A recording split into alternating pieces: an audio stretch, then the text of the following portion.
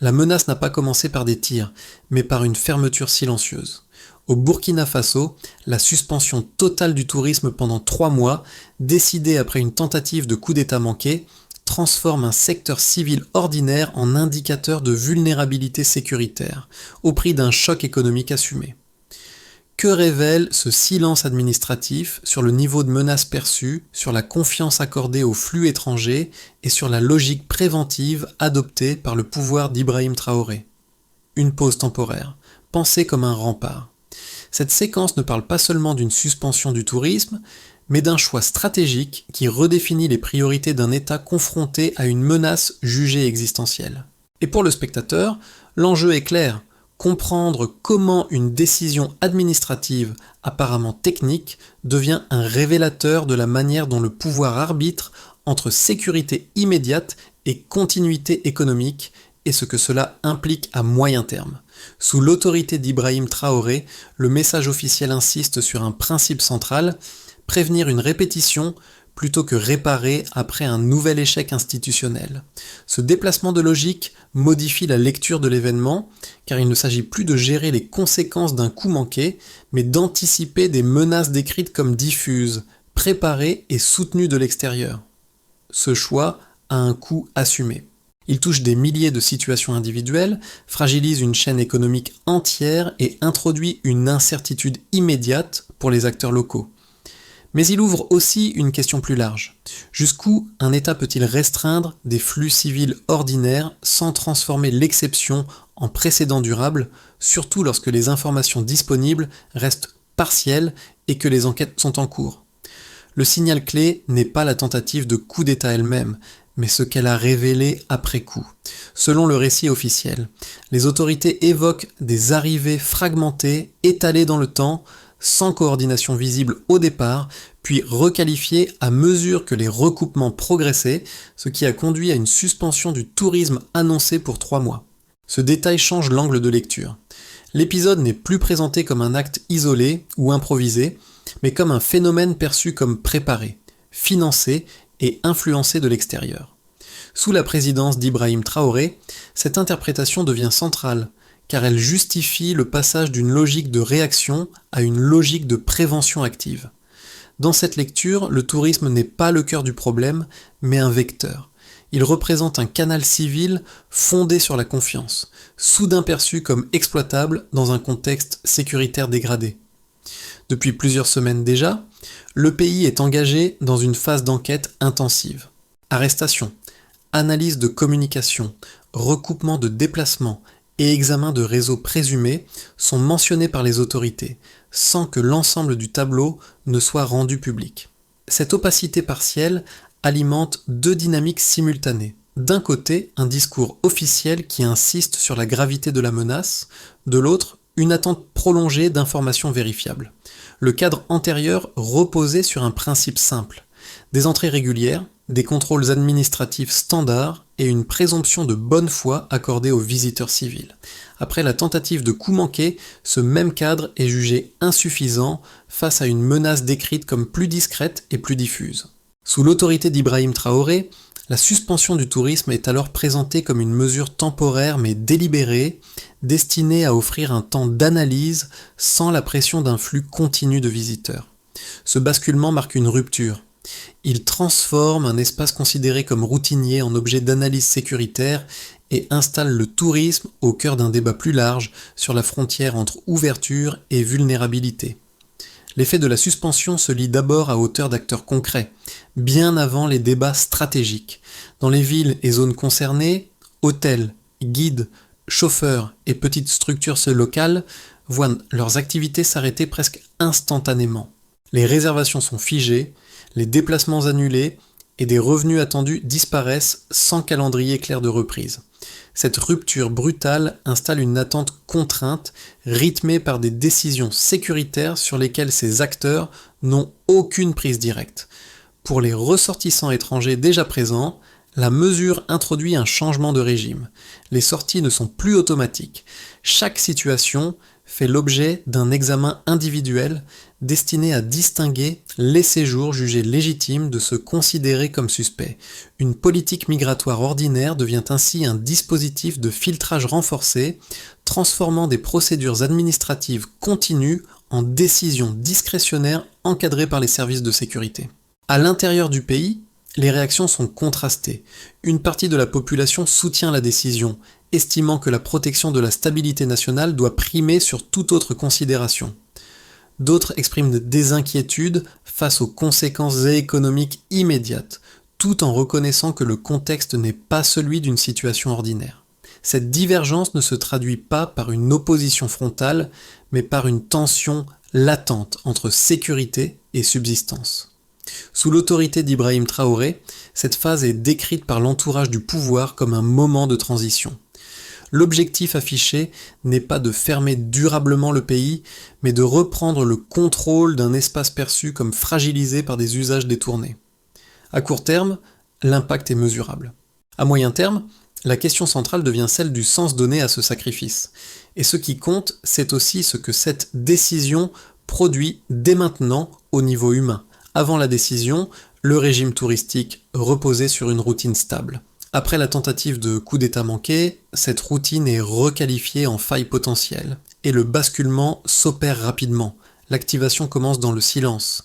Les autorités évoquent d'abord une phase d'enquête intensive, faite d'arrestations, d'analyses de communication, de recoupement de déplacements et d'examen de réseaux présumés. Rien n'est encore rendu public dans son ensemble, mais un diagnostic interne se précise. Des individus seraient entrés séparément à des périodes différentes, sans coordination apparente. Puis, à mesure que les données s'agrègent, des schémas émergent. Ce qui paraissait banal devient suspect. Le canal touristique, fondé sur la prévisibilité et la confiance, change de statut.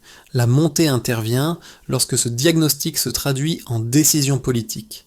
Maintenir une activité touristique normale pendant l'enquête est désormais présenté comme une prise de risque inutile.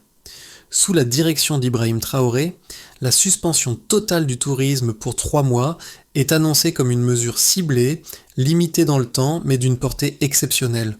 Aucun segment n'est exempté.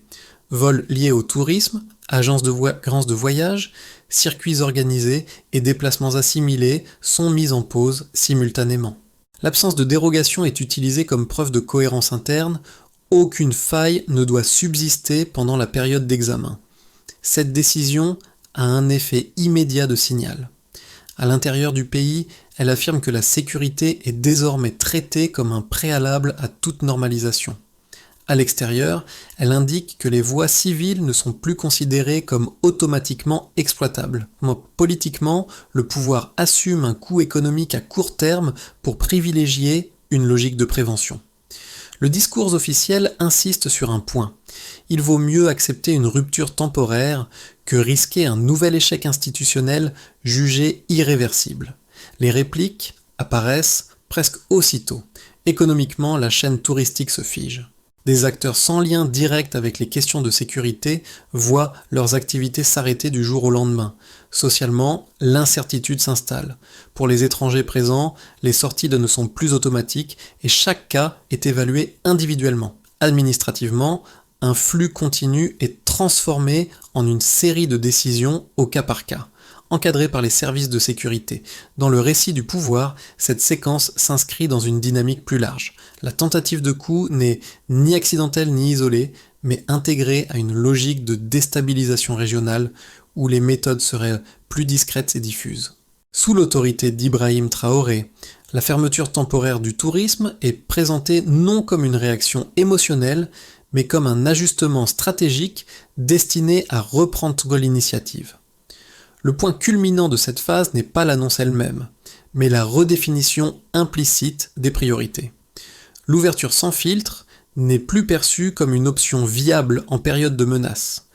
La sécurité devient la grille de lecture dominante et le tourisme, autrefois périphérique, se retrouve au centre d'un choix assumé. Ce choix marque un tournant. Il ne répond pas seulement à un événement, il prépare la suite. Avant la décision, le cadre reposait sur un principe stable, des entrées régulières, des contrôles administratifs standards et une présomption de bonne foi accordée aux visiteurs civils. Après la tentative de coup d'État manqué, ce cadre est requalifié comme insuffisant et la suspension du tourisme pour 3 mois devient l'outil central d'un passage assumé d'une gestion routinière à une logique de réduction du risque. Ce premier indicateur chiffré, la durée annoncée, structure tout le discours officiel. 3 mois sont présentés comme un repère fonctionnel, ni arbitraire ni indéfini.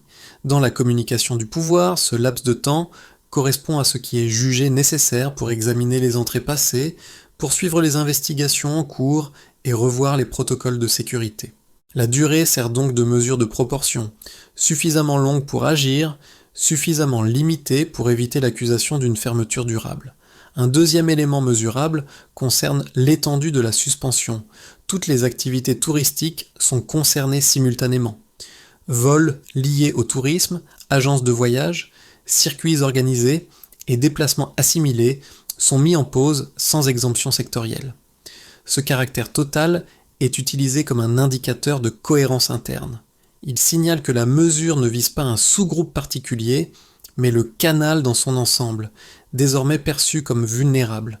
La portée de la décision devient ainsi un paramètre en soi, révélateur d'une approche où l'absence de faille est jugée prioritaire sur la modulation économique. Le troisième repère quantifiable est moins visible, mais central dans le raisonnement avancé. Le passage d'un flux continu à un traitement au cas par cas. Avant, les entrées et sorties s'inscrivaient dans une logique administrative automatisée. Après, chaque situation est évaluée individuellement. Ce changement transforme un volume homogène en une série de décisions discrétionnaires encadrées par les services de sécurité. Même sans chiffres publics détaillés, ce delta procédural marque un renforcement mesurable de l'intensité du contrôle. Sous la présidence d'Ibrahim Traoré, ces éléments sont présentés comme les composantes d'un calcul assumé. Le coût économique immédiat est reconnu, mais comparé à ce qui est décrit comme un risque systémique. Dans cette logique, une perte de revenus sur une période définie est considérée comme mesurable et réversible, tandis qu'un nouvel échec sécuritaire serait irréversible. Le raisonnement repose donc sur une hiérarchisation des coûts, appuyée sur des repères temporels et procéduraux clairement affichés. Ces indicateurs n'épuisent pas le débat, mais ils en fixent le cadre. Ils permettent au pouvoir de défendre une mesure exceptionnelle sans renoncer formellement à la normalisation future. La question reste ouverte. Ces repères suffiront-ils à contenir l'exception dans le temps, ou serviront-ils de base à une redéfinition plus durable des pratiques de contrôle ? Les critiques de la suspension du tourisme s'articulent autour de 2 arguments principaux, souvent avancés par des acteurs économiques et certains observateurs. Le premier porte sur l'efficacité réelle de la mesure. Selon cette lecture, frapper un secteur entier pour des faits attribués à un nombre limité d'individus revient à faire porter un coût collectif à des acteurs sans lien direct avec la tentative de coup d'État. Les réseaux clandestins, rappelle-t-il, ne dépendent pas exclusivement de circuits touristiques formels et peuvent contourner des restrictions visibles, laissant craindre que l'arrêt du tourisme affecte surtout des visiteurs ordinaires sans garantir l'élimination totale du risque. Le second argument concerne les effets à moyen terme. Suspendre totalement un canal civil sur la base d'enquêtes encore en cours pourrait, selon les détracteurs, normaliser des mesures d'exception et brouiller la frontière entre sécurité temporaire et restriction durable. Cette méfiance systématique envers les flux étrangers risquerait d'altérer l'image du pays, de compliquer la reprise future et de fragiliser un tissu économique déjà exposé à l'instabilité régionale. Dans cette perspective, le remède pourrait produire des effets collatéraux plus persistants que la menace initiale. Face à ces critiques, la réponse du pouvoir s'appuie sur une logique de hiérarchisation du risque. Sous la présidence d'Ibrahim Traoré, le gouvernement affirme que la tentative de coup d'État ne peut être traitée comme un incident isolé, mais comme le symptôme d'une stratégie plus large utilisant précisément des espaces civils peu soupçonnés. Dans ce cadre, la suspension du tourisme n'est pas présentée comme une solution parfaite, mais comme une mesure de réduction du risque pendant une phase d'enquête active. Le discours officiel insiste sur le caractère borné de l'exception. La durée annoncée, l'absence de fermeture définitive et le travail simultané sur les procédures sont mis en avant pour contenir la critique d'un glissement durable. L'argument central est simple, Accepter un coût économique mesurable serait préférable à l'exposition à un risque politique jugé systémique et irréversible. Ce face-à-face ne produit pas de synthèse immédiate. Il met en lumière une tension structurelle entre efficacité sécuritaire et coût économique, sans trancher définitivement laquelle des deux logiques l'emportera une fois la période annoncée écoulée.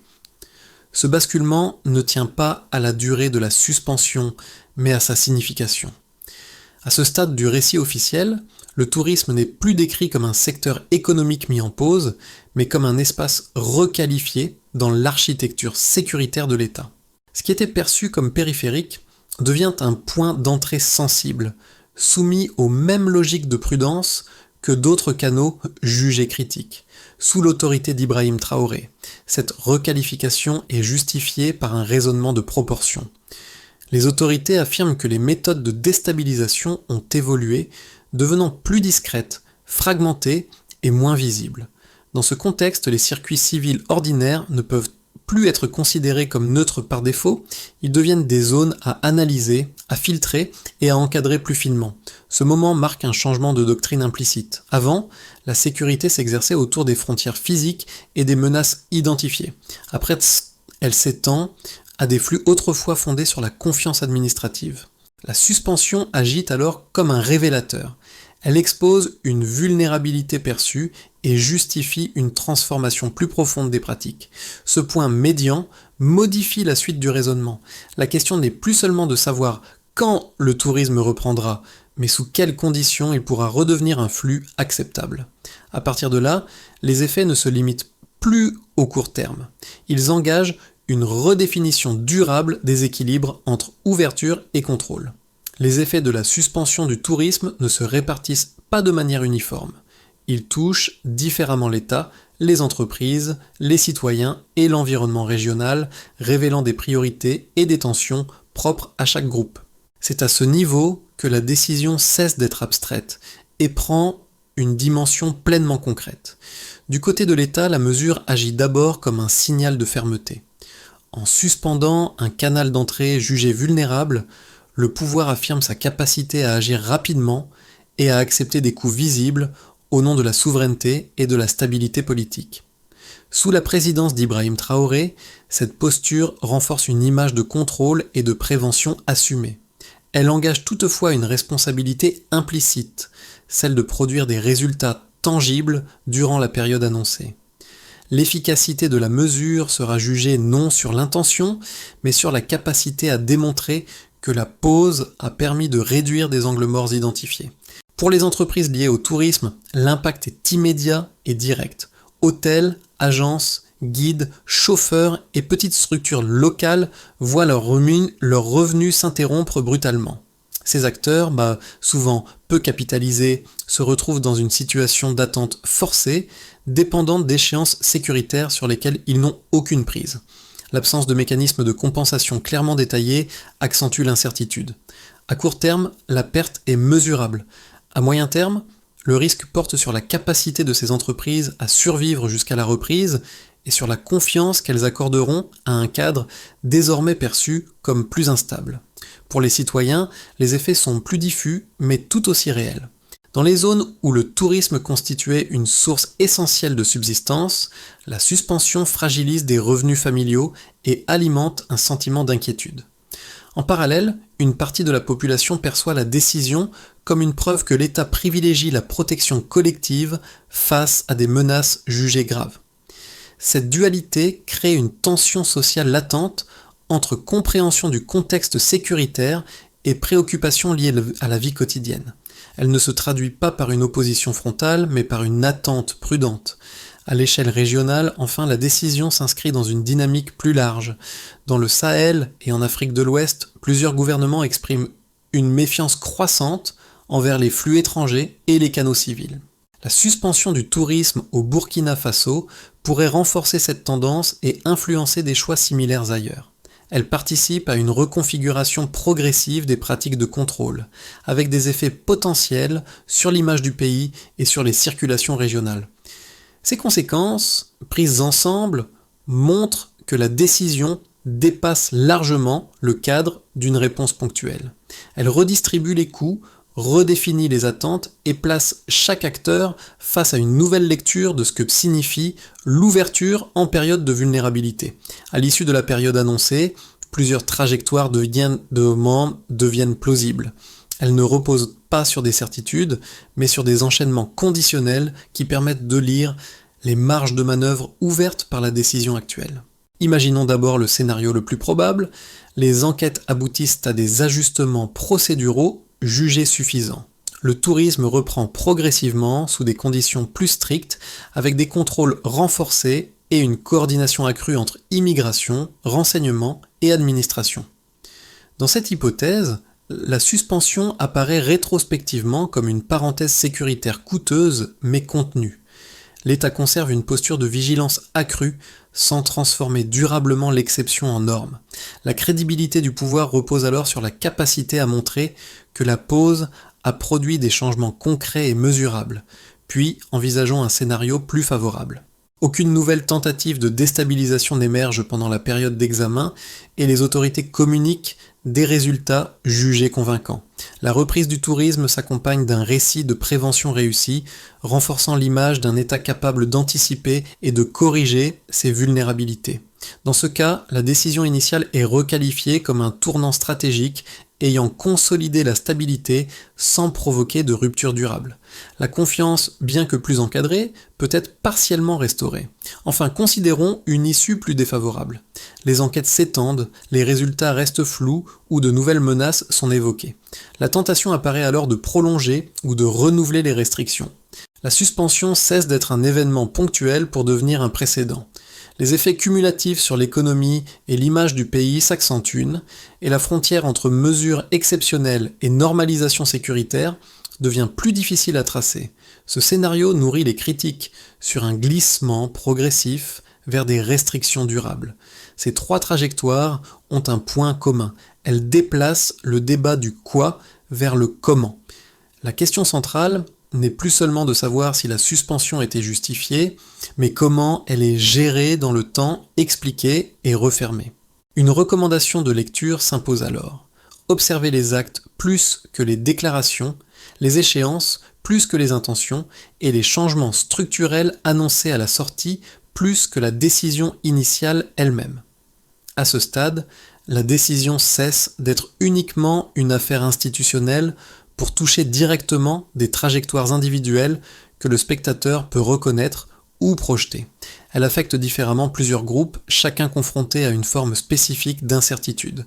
Pour les travailleurs du tourisme et leurs familles, l'impact est immédiat. La suspension interrompt des revenus quotidiens, fragilise des équilibres déjà précaires et impose une attente sans visibilité claire. Cette situation n'est pas vécue comme une contestation politique frontale, mais comme une mise entre parenthèses de la vie économique ordinaire. Le temps devient ici un facteur central. Plus la reprise tarde, plus l'effet psychologique et social s'accumule. Pour les citoyens, non directement liés au secteur, la mesure agit comme un test de confiance. Certains y voient la preuve que l'État accepte de payer un prix pour éviter un risque jugé majeur. D'autres s'interrogent sur les conséquences indirectes, notamment sur l'emploi, le coût de la vie locale et la normalisation de restrictions décidées au nom de la sécurité.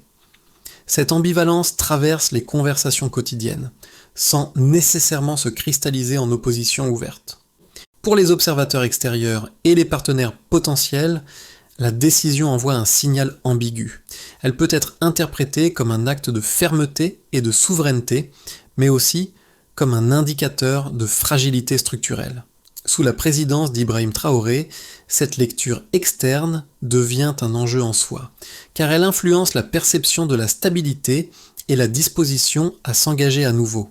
Et pour le spectateur, enfin cette séquence invite à une réflexion plus large. Comment juger une décision lorsque les informations restent partielles et que les enquêtes sont en cours? Jusqu'où accepter des coûts collectifs au nom d'une protection annoncée? Ces questions dépassent le cas du Burkina Faso et renvoient à des dilemmes contemporains que de nombreuses sociétés affrontent face à l'incertitude sécuritaire. La suspension du tourisme n'est pas présentée comme une fin en soi, mais comme un temps de travail destiné à produire des ajustements concrets.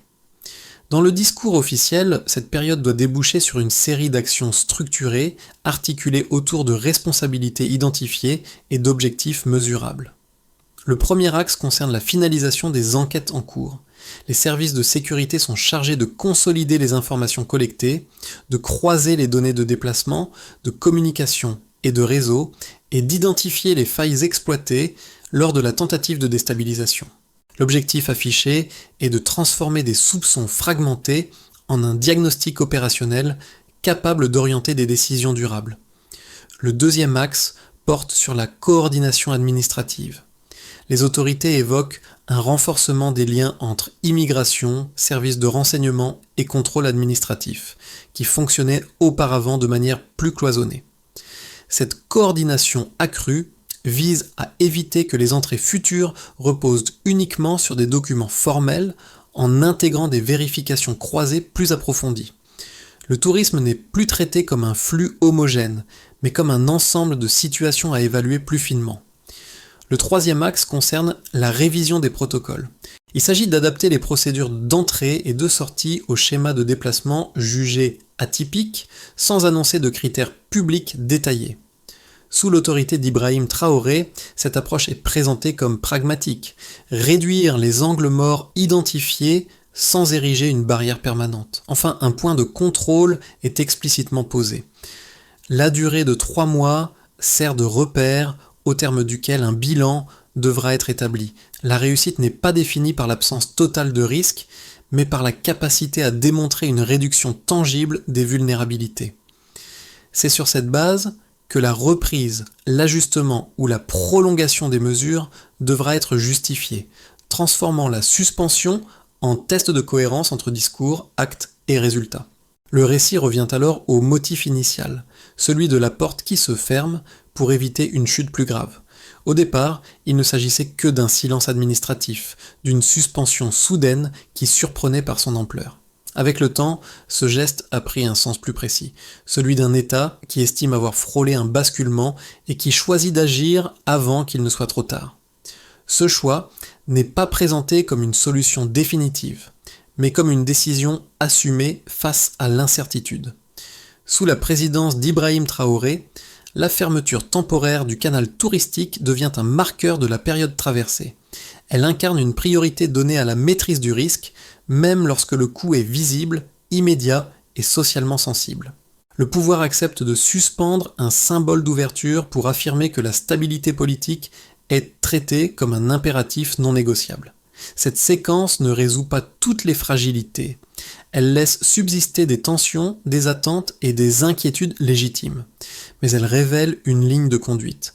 Agir avant de réparer, prévenir avant de normaliser. Pour les partisans de la fermeté, comme pour ceux qui redoutent dans les effets à long terme, ce moment reste une référence. La question qui demeure n'est pas celle du geste, mais de ce qu'il produira. Une porte fermée peut protéger. Elle peut aussi redéfinir durablement la manière d'entrer, de circuler et de faire confiance.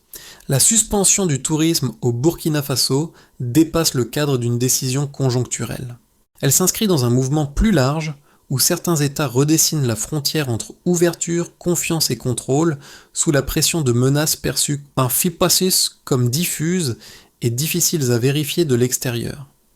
Ce cas précis agit alors comme un signal à observer au-delà de l'émotion immédiate qu'il suscite. Sous la présidence d'Ibrahim Traoré, cette séquence invite à une vigilance particulière, non pas pour adopter une position définitive, mais pour suivre les évolutions concrètes, la durée réelle de la suspension, les conditions de reprise annoncées et surtout les changements structurels qui accompagneront ou non le retour du tourisme.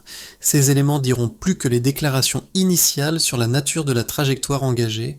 Pour le public, l'enjeu n'est pas de trancher trop vite, mais de rester attentif aux précédents que de telles mesures peuvent créer. Quand l'exception est justifiée par l'urgence, c'est sa sortie qui devient déterminante. Observer ce dossier, c'est donc observer un indicateur parmi d'autres de la manière dont les sociétés contemporaines arbitrent entre protection collective et continuité des échanges. la question reste ouverte. Comment mesurer le succès d'une décision préventive lorsque son objectif est précisément d'éviter ce qui ne se produira peut-être jamais ?